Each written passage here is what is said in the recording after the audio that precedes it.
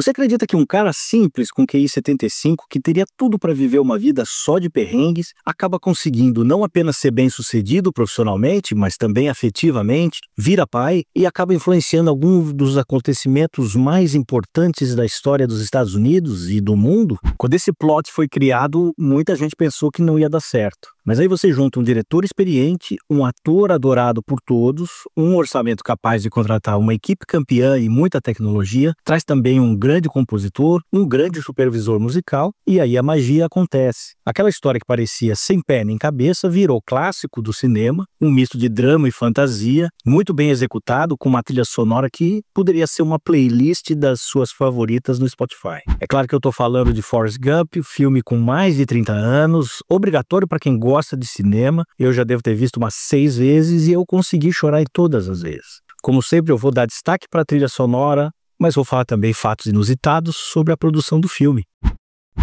Lançado em 94, dirigido por Robert Zemeckis, o filme Forrest Gump foi um sucesso imediato. 680 milhões de bilheteria mundial no lançamento geraram depois 6 estatuetas de Oscar, incluindo o melhor filme e melhor trilha original. O filme narra a vida de Forrest, vivido por Tom Hanks, um cara de QI baixo, muito simples, mas que por acaso ou por destino ele estava sempre presente e influenciava eventos históricos ao longo de 30 anos. A história é evidentemente impossível, mas que simbolicamente é muito rica e ressalta a marca desse personagem, resiliência e esperança. E é por isso mesmo que ele emociona tanta gente. Eu não vou ficar muito tempo falando sobre a história, já que o foco nesse canal é a trilha sonora, mas não dá para deixar de ressaltar como essa trama e esse personagem, Forrest Gump, são lindos e emocionantes e te convencem rapidamente de não ficar questionando a veracidade do que está sendo mostrado no filme. Mas ao invés disso, você fica torcendo loucamente pelo sucesso do Forrest e para que nada de ruim aconteça com ele.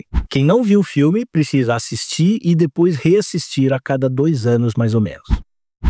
A trilha sonora se destaca no filme e ela é uma trilha dupla. Você tem, de um lado, 32 hits, música pop americana da melhor qualidade, que atravessaram 3 décadas, percorrem um panorama musical dos Estados Unidos. Aí do outro lado você tem um score, uma trilha original, orquestral, que reforça emoções, faz conexões íntimas entre os personagens e entre acontecimentos que vão sendo narrados no filme. A seleção de canções foi feita pelo supervisor musical Joel Seal, que criou uma regra, aprovada pelo diretor Zemeckis, evidentemente, que era só vai ter artista americano porque o Forrest só compraria coisa americana. Aí foram escolhidas 32 canções, muito famosas, tempo total de 1 hora e 45 dessa parte da trilha sonora, todas do período vivido no filme, que vai dos anos 50 aos anos 80. Aí você tem Elvis, Aretha Franklin, Creedence, The Doors, Jimi Hendrix, Simon Garfunkel, Bob Dylan, Joan Baez e muitos outros clássicos do período.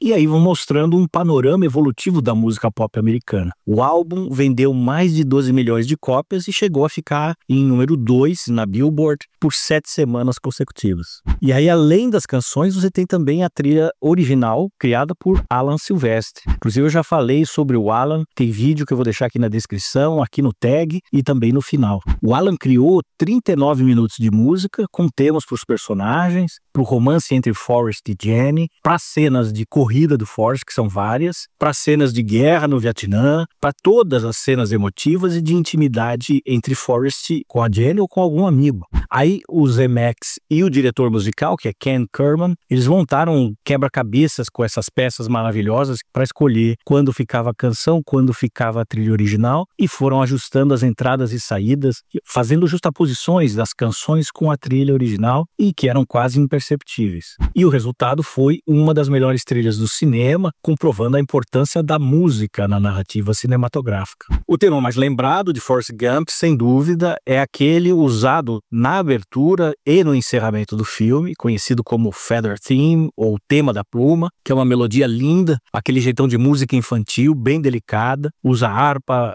cordas, mostra aquela simplicidade, piano. Você tem a sensação clara de que você está falando de uma história em que simplicidade e esperança vão ser as marcas registradas. E o mais inusitado, o Sylvester compôs esse tema em 15 minutos no piano, tentando capturar essa inocência, essa simplicidade do personagem, e fez um tema simples. Esse tema, inclusive, ele nem vai sendo reaproveitado muitas vezes ao longo do filme, como é comum de fazer, porque é um tema mais longo, tem uma melodia um pouco mais longa do que o normal, e aí ficava um pouco difícil de aproveitar ele nas cenas. Mas ele abre, fecha e marca completamente essa história. Quando estavam para filmar aquela cena da corrida épica do Forrest, que ele corre por todos os Estados Unidos, o estúdio queria cortar a cena, na verdade, porque ela estava cara. Aí o Tom Hanks e o Bob Zemeckis decidiram bancar os custos daquela cena por conta própria. A Paramount concordou e aí, em troca, obviamente, eles pegaram uma parte dos lucros. Aí o Tom gostou dessa ideia e falou assim, quer saber o seguinte? Pega o meu salário fixo inteiro e me dá só mais participação nos lucros. E aí, por conta disso, quando o filme estourou, Tom Hanks conseguiu um pagamento recorde de mais de 60 milhões de dólares só nesse filme. E isso na última vez que essa cifra foi divulgada, porque à medida que o filme vai sendo visto de novo, incorrem os residuals e aí ele continua ganhando. A sequência das corridas, além de cara, ela precisou de tantos takes que para que fosse possível o Tom Hanks fazer e descansar entre os takes, eles chamaram o irmão do Tom Hanks, Jim Hanks, que tem um biotipo parecido, e ele estava com aquela barba, aquela maquiagem toda, e ele fez boa parte das corridas, na verdade ele fez as mais desgastantes para que o ator principal pudesse se preservar e continuar fazendo o filme. E pensar que o Tom, que não ia nem fazer o Forrest Gump originalmente, antes de convidarem Tom Hanks, havia uma preferência por vários atores que foram convidados formalmente. O John Travolta, que estava já reservado para fazer Pulp Fiction, não pôde fazer. Aí tinha Bill Murray, Chevy Chase, Sean Penn.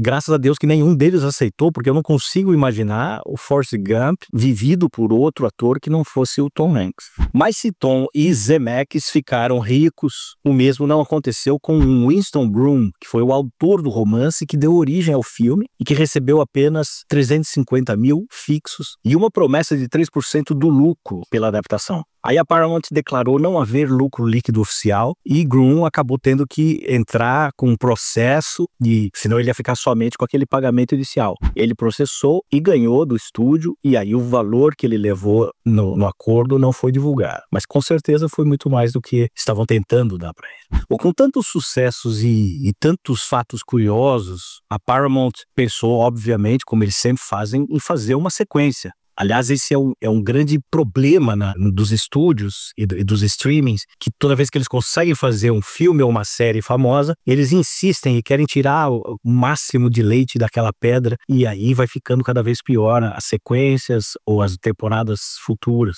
Na verdade, chegou a existir um roteiro que foi feito pelo mesmo escritor, Eric Roth, que tinha feito Forrest Gump 1. Ele fez um roteiro para Forrest Gump 2, e aí tinha umas ideias meio absurdas, como o Forrest interagindo com celebridades, como sempre acontecia no primeiro filme, mas agora ele ia interagir com o O.J. Simpson, com a princesa Diana. Aí isso foi próximo dos ataques do 11 de setembro e aí o Eric, o Zemeckis e o Tom Hanks, eles acharam que aquelas cenas estavam completamente deslocadas, que não ia ficar legal, eles iam acabar destruindo o legado do Forrest Gump e abandonaram por completo a ideia de uma sequência. Graças a Deus, porque tem histórias que já foram concluídas no primeiro filme ou numa primeira temporada, e é melhor não tentar alongar porque você vai acabar incomodando e destruindo um original muitas vezes fantástico, como é o caso do Forrest Gump.